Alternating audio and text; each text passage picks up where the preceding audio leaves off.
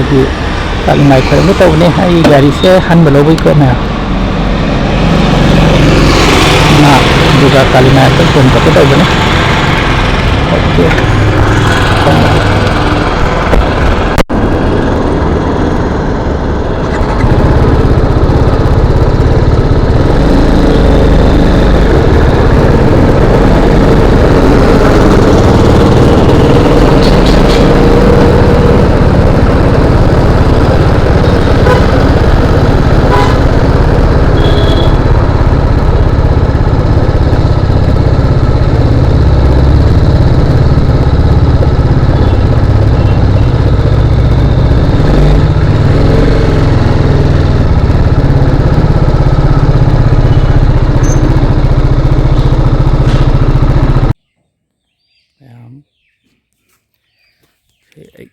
noun लौजब Apache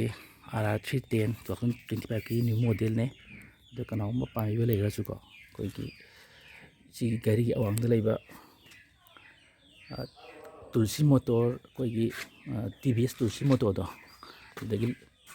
down payment तो लौबा याबनी कोइगी लामगा की GST जु लामिना ममन खरा होंगदबनी अदो लामगा 25-30 माना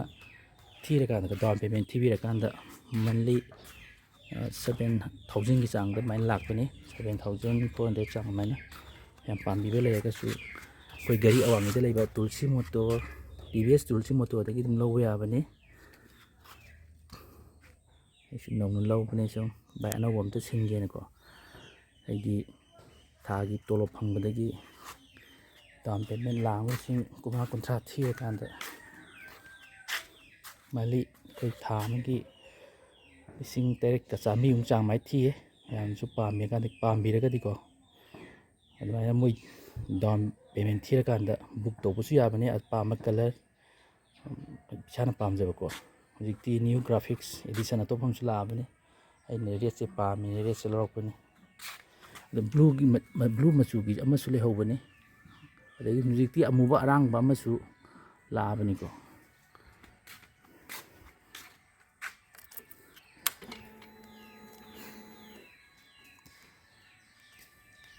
मैम पाम्बीरगदी दम खोगी मोइ हुजिकी गाड़ी अवांगदा लेबा Tulsi motor TVS Tulsi motor दो अदुदा चप्पीरकान अदुम खोगी अदुदा खोगी कई हाइतारे डाउन पेमेंट तौरगा बुक तौबसु दum याबने अपाम कलर एडिशन ग्राफिक्स को अनौबसु कलर अतोपा अमुबा अदै ब्लू लांबा